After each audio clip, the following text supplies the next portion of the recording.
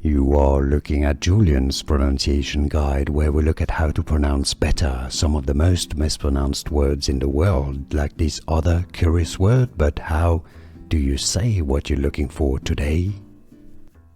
Let's learn once and for all how to pronounce this interesting and a bit confusing word and name. If you want to learn more confusing vocabulary, make sure to stay tuned. I've got more videos for you coming up.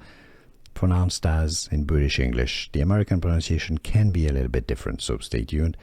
Paramyxovirus. Paramyxovirus. Pretty straightforward. In American English, it can also be pronounced as Paramyxovirus. So Paramyxovirus or Paramyxovirus. And now you know. Here are more videos on how to pronounce more confusing words and names too many mispronounced. Like this video if you found it useful. I appreciate your support. I'll see you soon and thanks for watching.